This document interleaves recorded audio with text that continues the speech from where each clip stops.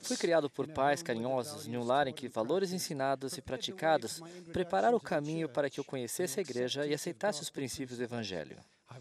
Fui batizado no mês de agosto de 1959, pouco depois de completar 19 anos. Ao ponderar os eventos que precederam minha conversão, meus pensamentos se voltam para uma experiência de minha infância. Perto de onde eu morava, quando criança, havia uma casa muito grande. Ficava no meio de belos jardins e tinha uma cerca de tapumes de madeira que me parecia muito alta, provavelmente com 1,80 m de altura. Lembro-me que costumava olhar pelos buracos da cerca, onde os nós de madeira haviam caído. Era como olhar através de um telescópio para um mundo diferente. Os gramados lindamente aparados, os canteiros de flores bem cuidados e um pequeno pomar criavam um ambiente de sonho para essa casa elegante. Infelizmente, a oportunidade de desfrutar a paisagem era sempre curta, por causa do vigilante bulldog inglês que patrulhava os jardins e era imediatamente atraído por qualquer pessoa que ficasse parada ao lado de fora da cerca. Embora o feroz cachorro estivesse preso no jardim, o som de suas fungadas, aproximando-se da cerca, faziam que eu me afastasse receoso, devido às muitas consequências possíveis criadas pela minha fértil imaginação. O Sr. e a Sra. Lyons, que moravam naquela casa, eram professores, tinham um porte nobre e pareciam gostar da privacidade que a casa lhe proporcionava. Para aumentar minha curiosidade, o Sr. Lyons não tinha mão direita. Ele usava um gancho de aço que se projetava da manga de seu casaco.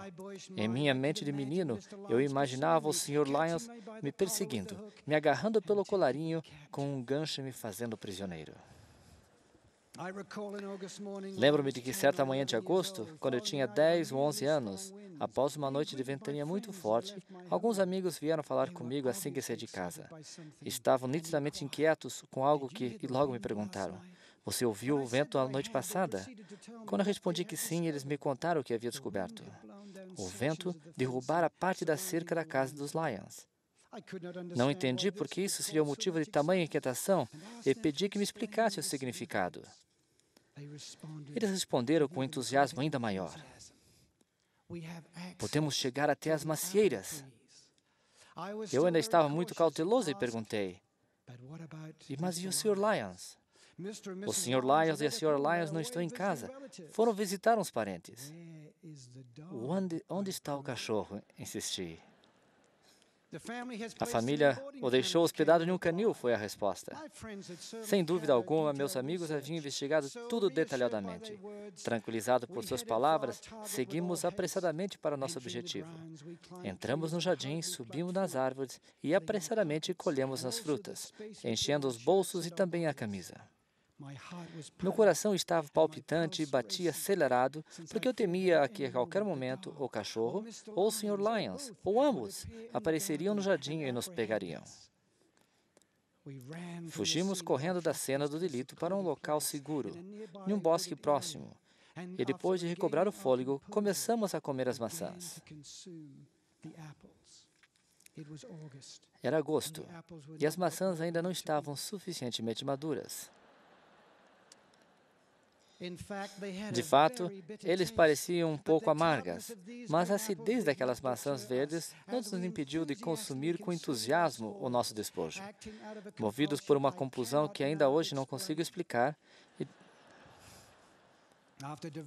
depois de devorar um número grande e significativo de maçãs, contentei-me dar uma mordida em cada uma das frutas e jogar o resto nos arbustos ao lado. Nossa despreocupação teve fim quando nosso corpo começou a reagir à invasão que tinha sofrido. A reação química entre meu suco gástrico e as maçãs verdes fez-me sentir cólicas estomacais e ter náuseas.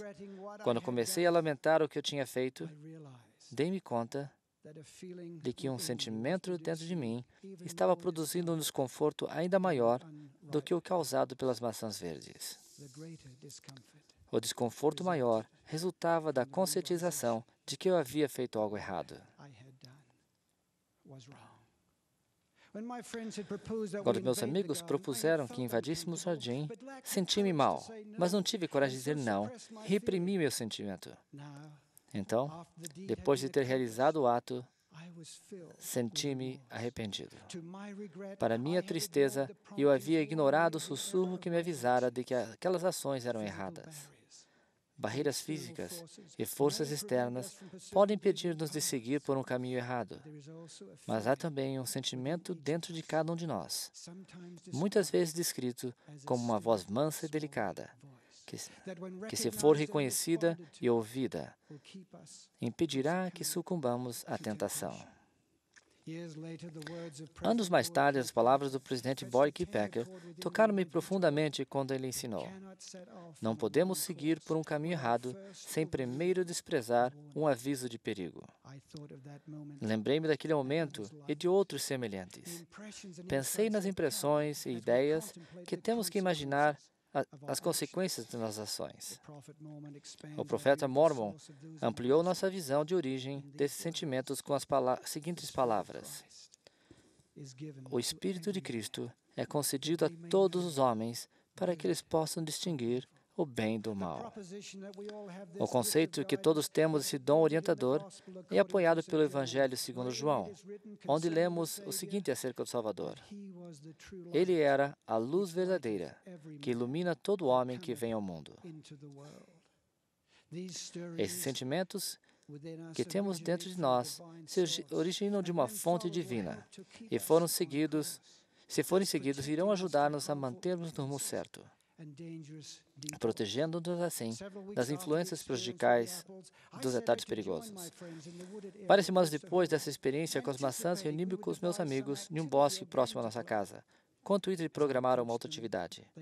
Quando cheguei, eles estavam todos agachados, bem próximos uns dos outros. Percebi que havia uma fumaça no ar e reconheci o cheiro de cigarro aceso. Um deles tinha conseguido um maço de cigarros. Convidaram-me para unir a eles, mas me recusei. E eles insistiram, dizendo que a minha relutância em participar era sinal de fraqueza. Passaram então a zombar de mim, agindo com superioridade. Mas nada que dissessem ou fizessem poderia persuadir-me a mudar de ideia. Eu não havia sido criado com o conhecimento do Evangelho.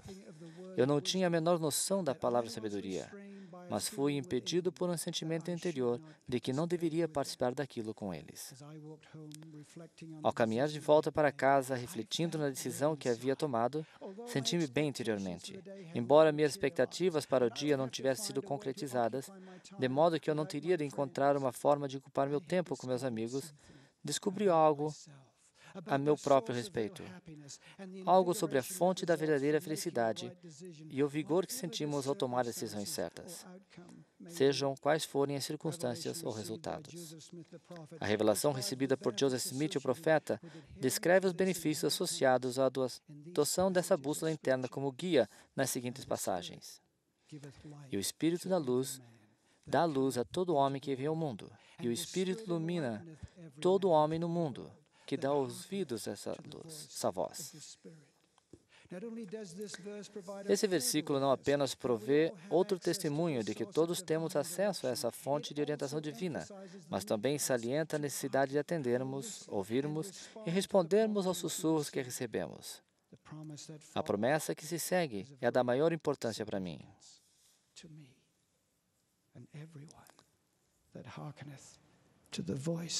E todo aquele que dá ouvido à voz do Espírito vem a Deus, sim, o Pai. Esses avisos, que às vezes chamamos de consciência, mas são mais precisamente definidos como luz de Cristo, não apenas nos ajudam a decidir o que é certo ou o que é errado, mas também, se forem seguidos, irão conduzir-nos à fonte dessa luz, que emana da presença do Pai e do Filho. O Salvador prometeu aos seus discípulos: se me amais, guardai os meus mandamentos, e eu rogarei ao Pai, e Ele vos dará outro Consolador, para que fique convosco para sempre, o Espírito de verdade. Ele descreve esse dom da seguinte forma: o Consolador, o Espírito Santo. Podemos sentir a manifestação do Espírito Santo, mas o dom é conferido e só pode ser recebido pela imposição das mãos depois do batismo. Aprendi a compreender melhor porque foi escrito o seguinte a respeito de seus discípulos no hemisfério ocidental. E eles oraram por aquilo que mais desejavam, e desejavam que o Espírito Santo lhe fosse dado. Ele é o perfeito mensageiro da verdade. Evidentemente, há oposição em todas as coisas, e o maior desejo do adversário é dominar totalmente e apoderar-se do coração dos filhos dos homens.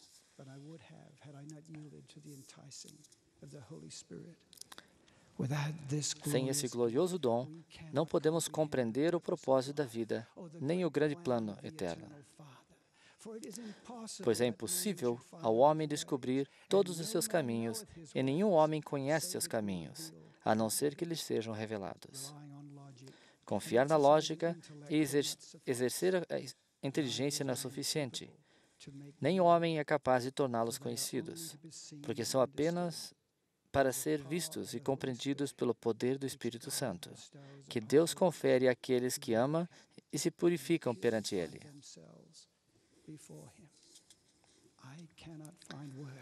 Não consigo encontrar palavras para expressar adequadamente os meus sentimentos acerca da luz de Cristo e do dom do Espírito Santo. Eles são como uma lâmpada para meus pés e a luz para o meu caminho. Reflitam sobre o pedido do Salvador ao Pai, referente aos 12 na terra de abundância, expresso nessas palavras. Pai, graças te dou por teres conferido o Espírito Santo a estes que escolhi. E por causa de sua crença em mim, eu os escolhi dentro do mundo. Pai, rogo de que dês o Espírito Santo a todos os que crerem em suas palavras. Nesse mundo turbulento e cheio de problemas, podemos tranquilizar e desfrutar paz da consciência, crendo nas palavras do profeta, por meio da companhia do Consolador. Desse modo, podemos saber que Jesus Cristo é o Filho de Deus, o Salvador do mundo. Declaro meu testemunho dessas verdades, em nome de Jesus Cristo. Amém.